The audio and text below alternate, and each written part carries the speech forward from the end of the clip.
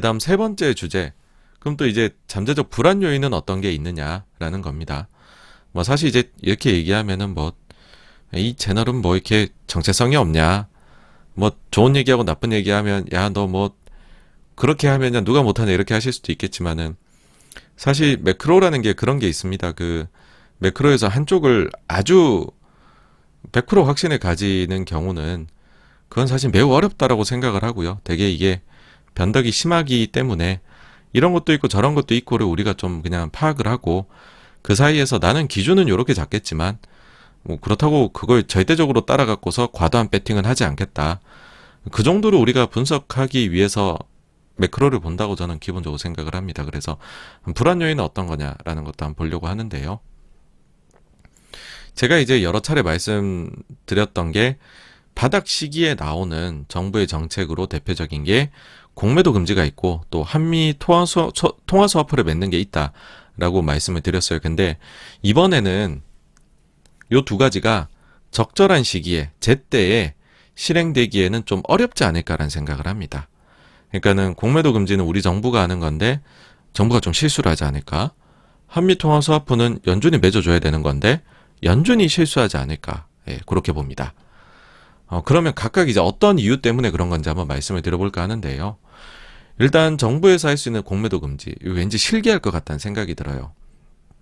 일단은 공매도가 실제로 증시에 영향을 미치는 건지 아닌지부터 한번 저희가 얘기를 해볼까 해요. 왜냐하면은 여러 가지 이제 그 대학교 학문 쪽에서 다루는 그런 연구 자료 결과를 보게 되면 공매도가 있으나 없으나 증시에는 가격에는 별다른 영향이 없다라고 이야기를 합니다. 오히려 공매도가 금지되어 버리면은 유동성을 공급할 수 있는 사람이 사라지니까 오히려 증시에서 가격 발견 기능은 약화되는 악영향이 있다라고 이야기를 하죠.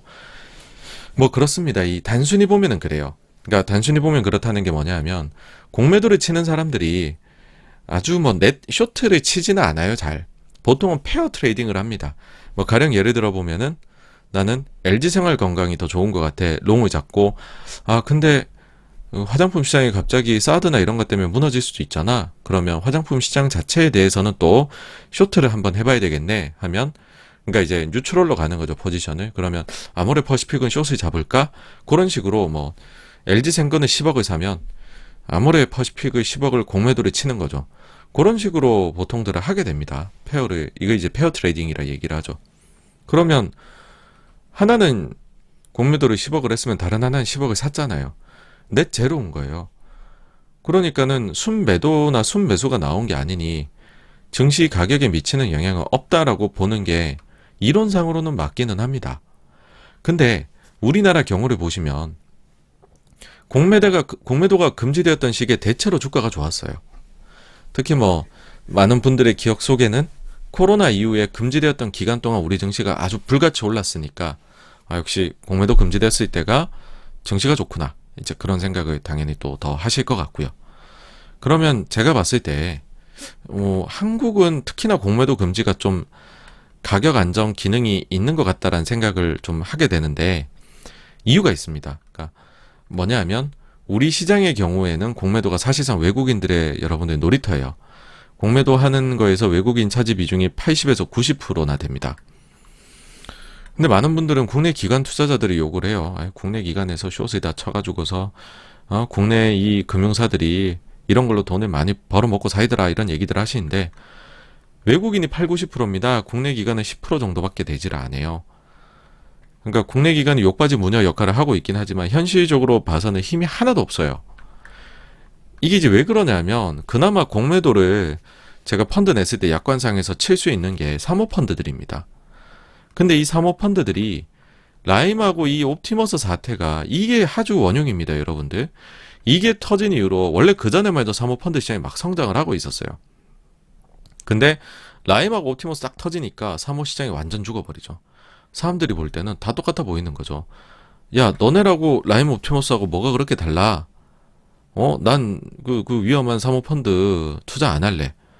그래서 실제로 현실적으로 사모펀드 쪽에서 자금을 모집한다는 게 너무너무 어려운 일이 여러분 되어버렸어요. 그러다 보니까는 이쪽에 AUM이 자꾸 줄어드니까 국내 사모펀드도 공매도 치는 데는 국내 사모펀드거든요. 이쪽에 힘이 계속해서 약화되어 왔습니다. 그래서 비중이 계속 줄었어요. 그러면은 이제 우리가 외국인만 보면 된다는 거죠. 이 외국인들은 성향이 어떠냐면 여러분 뭐 미국이나 아니면 홍콩이나 싱가포르에서 롱숏 펀드를 하는 사람이 딱 한국 시장만 가지고서 매매를 하겠습니까? 아니죠. 글로벌로 하거나 하다못해 동아시아 롱숏 이런 식으로 플레이를 하게 될 겁니다. 그렇죠? 그러면은 이런 플레이가 가능해요. 국가별로 이종으로 할 수가 있습니다. 가령 예를 들어 가지고서 나는 게임주를 한번 가지고 플레이를 해볼까? 그러면은 일본에 있는 그 세가 사미는 뭐 잘하면은 이거 미국에 있는 회사가 사주는 거 아니야? 해가지고 뭐 세가 사미는 롱을 잡고 그 다음에 우리나라에 있는 NC소프트는 뭐 되겠어? 막 이러면서 숏을 쳤다. 그렇게 돼버리면 이 네팅이 우리나라는 마이너스가 나오게 되는 거예요. 그러니까 일본은 세가 사미를 샀으니까는 플러스가 돼 있죠. 한국은 NC를 숏을 쳤으니까 마이너스가 돼 있죠. 그런 상황이 발생이 가능하다라는 겁니다. 근데 반대로 우리가 숏을 막아버리게 되면 이 롱숏을 동아시아 롱숏을 치는 펀드 입장에서는 막혔네? 그러면은 뭐 가령 예를 들어 가지고서 우리나라에서 뭐 포스코를 롱을 잡고 일본에서는 신일철을 숏을 치는, 그러니까 한국에 헤지 펀드가 들어올 때는 숏은 못 하잖아요. 그럼 페어 트레이딩은 하는데 그 페어 트레이딩 아이디어가 있을 때 한국물을 롱 잡고 다른 쪽의 거를 숏을 잡는 아이디어가 많이 나오게 되겠죠. 한국은 숏이 안 되니까. 그래서 제가 봤을 때에 우리가 만약에 미국처럼 완전히 열려있고 완전 경쟁을 하고 있는, 그리고 대단히 사이즈가 큰 시장이라고 하면 공매도가 미치는 영향은 넷 제로가 맞을 것 같아요. 근데 우리 같은 경우에는 사실상 외국인들이 거의 가지고 노는 시장이고 공매도는, 근데 외국인이 한국에서만 롱쇼트를 잡아서 넷 제로를 만드는 경우 보다는 이제 동아시아를 가지고서 국가 간의 롱쇼트를 하는 경우가 많이 나오다 보니까, 그러니까 우리가 공매도를 막아버리면은 한국의 롱 아이디어들이 들어오게 되는 순기능이 있다라는 생각이 드는 거죠. 물론 그냥 저 개인적인 생각이에요. 그래서 제가 볼 때의 공매도 금지가 효과를 우리 시장에선 좀 발휘를 하고 있는 게 아닌가 그런 건데, 근데 이 공매도 금지를 왜 실기를 할 것 같냐라고 생각하느냐 하면 타이밍이 너무 나빠요. 뭐냐 하면 작년부터입니다. 이제 작년부터 우리나라가 MSCI 선진지수에 들어가겠다는 얘기 되게 많이 했었어요. 그게 사실 이제 어쩔 수 없는 얘기였죠. 왜 그러냐면 MSCI에서 우리는 이제 개발 도상국 지수라고 해야 되겠죠. 뭐 하여튼 이머징 쪽에 들어가 있는데, 이머징 쪽은 우리보다 성장률이 더 높은 나라가 많아요. 그러다 보니까 우리는 이머징에서 차지 비중이 10%가 조금 넘는데 자꾸 성장하는 국가들이 나와서 자꾸 비중이 커져가는 거예요. 그러니까 우리는 이머징 내에서는 성장이 좀 낮은 거죠. 그러니까 MSCI 이머징이 리밸런싱이 지수 리밸런싱이 될 때마다 한국 비중이 조금씩 줄어요. 그래서 이 지수 재조정 일에는 한국에서 보통 매도가 나옵니다. 외국인들이. 이제 그런 구조를 갖고 있다 보니 우리가 그러면 선진에 들어가면 그 내에서는 우리가 또 성장이 좀 좋은 나라거든요. 그러니 선진에 들어가면 우리가 오히려 외국인 자금이 구조적으로 들어올 수 있는 그런 게 되는 거 아니냐, 이런 이제 생각이 든 겁니다. 그래가지고서 선진지수 우리 들어가야 된다, 이 얘기를 작년부터 계속 하고 있는 거예요. 근데 선진지수에 들어가려면은 솔직히 절대적으로 바뀌어야 될 거는 외환시장 완전 개방인데, 그 다음으로는 이 매매가 자유로워야 되거든요. 근데 우리는 공매도 금지가 심심찮게 나온 시장이란 거예요. 2020년 3월에 공매도 금지해서 2021년 5월에 풀었어요. 그랬는데 만약에 또 2022년 7월 달에 공매도 금지를 한다. 그렇게 돼버리면 제가 볼 때 여러분들 같으면 여러분들이 MSCI 지수 담당자면 어떻게 보시겠어요? 한국은 자꾸 맞고 저 선진지수 못 들어와요, 이렇게 얘기를 하겠죠. 그러니까 우리가 완전히 역모션에 걸렸어요 지금 정책적으로.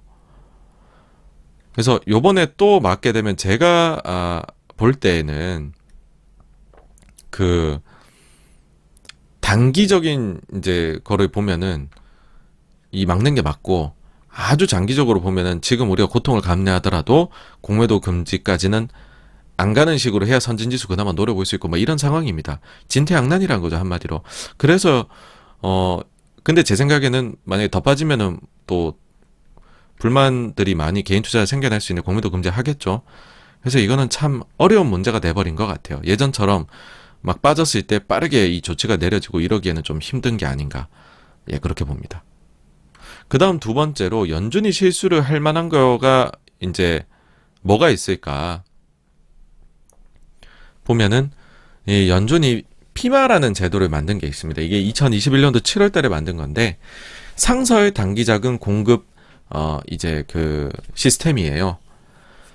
요걸로 미국이 국내용으로는 SRF라고 스탠딩 레포 퍼실리티를 만들었고 해외용으로는 피마라고 해서 포린 인터내셔널 머니터리 오토리티 레포 퍼실리티라고 해갖고 피마라는 걸 만들었습니다.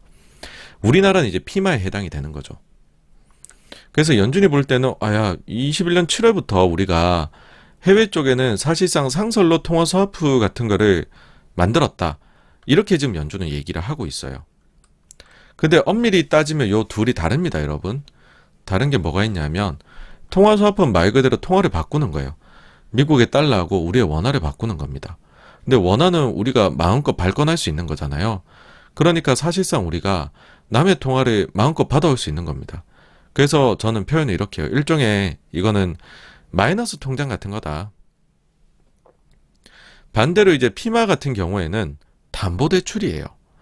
우리나라 이 외환보유고에 있는 미국 채권을 미국 국채를 담보로 해가지고 달러를 받아오게 되는 겁니다.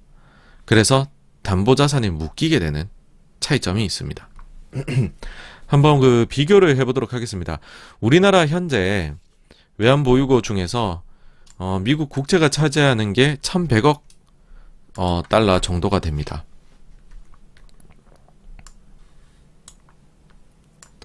근데 그 전에 이제 한국은행이 뭐 이런 생각이 드실 거예요. 한국은행이 한 4,300억 달러 정도 외환보유고가 있다던데 왠지 생각에는 미국 국채가 다일 것 같잖아요. 근데 뭐 86분과 지금 얘기로 1,100억 달러밖에 없다고 이상하게 여겨지실 거예요. 그럼 왜 그러냐면 한국은행이 요즘에 좀 과감하게 자산 운용을 하고 있습니다.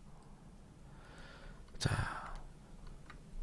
일단 보시면은 전체 외환 보유액 중에서 달러가 차지하는 비중이 계속 줄어들고 있어요. 65.8%에서 지금 보시면은 58.8%. 그러니까 그 한국은행으로 봐가지고서는 요거죠, 요거 요 사이에 들어와 있는 거죠. 66.6에서 68.3% 요 정도로 돼 있습니다. 그러니까 우리가 보기에 뭐 되게 많다 이럴 만한 비중 숫자는 차지를 못하고 있는 건데 내려보면은 이게 운용이 어떻게 되고 있느냐 하면 자 이겁니다. 언제든지 이게 결제 수요들이 있기 때문에 지금 그 구성을 우리가 그냥 해놓고 있는 거는 준비를 해놓고 있는 거는 6.9% 이건 언제든지 그냥 빼다 쓰고 뭐 넣고 하는 거죠. 근데 정부채나 정부기관채 이거는 한 절반 정도 됩니다. 그쵸?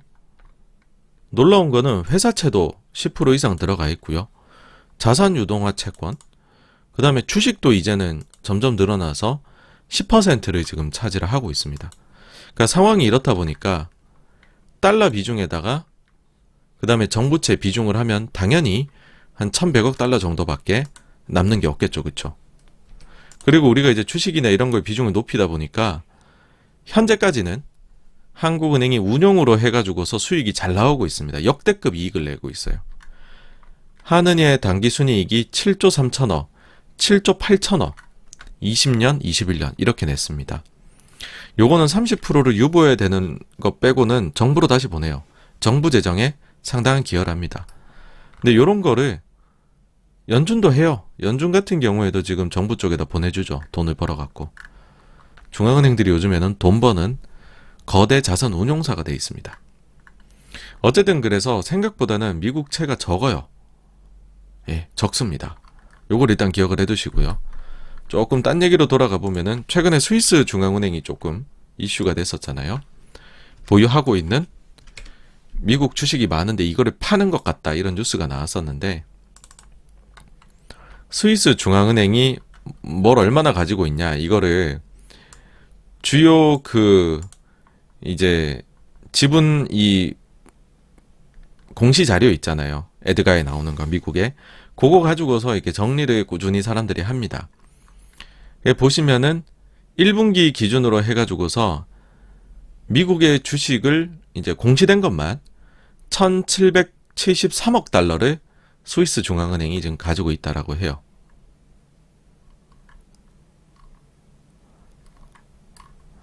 뭐 포트폴리오는 거의 나스닥이라고 보시면 됩니다. 그래서 어마어마한 금액을 가지고 있다. 그래서 여기가 요즘 이제 아주 글로벌에 협박을 하고 있죠. 잘하면 니네 만약에 우리 스위스 프랑 공격하면 우리 주식 다 팔아가지고 나 자해해버린다, 막 이러고 있습니다. 스위스 중앙은행이. 스위스 중앙은행이 가지고 있는 거 어마어마합니다. 금액이. 우리는 4,300억 달러에서 10%라고 하면은 뭐 한 430억 달러? 뭐 이 정도 주식을 가지고 있겠네요. 어쨌든 그래서 통화 스와프로 다시 돌아오게 되면 2020년도에 우리가 미국하고 통화 스왑 맺을 때 600억 달러였어요. 그러니까 이렇게 되면 우리가 어떻게 할 수 있냐면, 외환시장 개입이 만약에 우리가 적극적으로 필요하다. 외환시장 개입은 여러분들 어떻게 하고 있냐면, 이 보유하고 있는 달러를 팝니다. 그러면 달러가 약해지겠죠. 달러 매도가 나왔으니까. 그리고 이제 그런 식으로 해서 원화 자산을 삽니다. 그러면은 원화는 강해지니까. 그런 두 가지 방식을 써가지고서 일단 달러를 팔아야 돼요. 그래가지고서 환시장 개입을 하는 건데, 통화 스와프로 600억 달러 확보하고 우리가 갖고 있는 미국채 1100억 달러. 그러니까 한마디로 우리가 통화 스왑이란 제도를 활용하게 되면 1700억 달러만큼 외환시장에 개입할 수 있는 여력이 있어요. 근데 이 피마라는 제도를 활용하게 되면 우리가 이 1100억 달러를 가지고 담보를 제시해서 작년 말에 이미 연준한테서 한국은 가지고 있는 담보 가치로 봐서는 피마가 600억 달러 정도 내줄 수 있을 것 같아요. 그러니까 담보 비율이 거의 한 절반 정도로밖에 인정을 못 받은 거예요. 그래갖고서 600억 달러 한도로 어쨌든 배정을 받았습니다. 그러면은 우리가 외환시장 적극적인 개입이 만약에 필요한 상황이 왔다라고 해버리면 피마에서 600억 달러 미국에서 갖고 와서 하고, 근데 우리 갖고 있는 1100억 달러는 담보로 잡혀 있으니까 이거는 개입이 안 되는 거죠. 그래서 통화 스왑일 때는 1700억 할 수 있는 게 피마일 때는 600억 밖에 못하게 됩니다. 정책 여력이 굉장히 제한이 될 것이다 라고 생각을 해요. 근데 연준 입장에서는 어떻게 생각하냐? 아니, 우리는 피마라고 되게 비슷한 제도, 통화 스왑하고 비슷한 거 이미 다 해놨는데 왜 또 굳이 비슷한 통화 스왑을 따로 맺어줘야 되느냐? 이렇게 생각을 할 수 있다고 봐요. 그래서 만약에요, 정말 만약에 되게 극단적인 상황까지 갑자기 치닫게 되면 연준이 아마도 실수를 저지르지 않을까, 좀 실기를 하지 않을까, 본인들이 이미 좋은 제도를 만들어 놨다는 착각 때문에. 뭐 현실적으로는 그런 일이 벌어가는, 이제 현실적으로는 이 둘이 차이가 있기 때문에 그런 실기를 할 수도 있다라는 생각이 듭니다. 이게 제가 생각하는 잠재적인 불안 요인들입니다. 네. 그래서 여기까지가 세 번째에 대한 내용이었고요. 다음으로 넘어가겠습니다.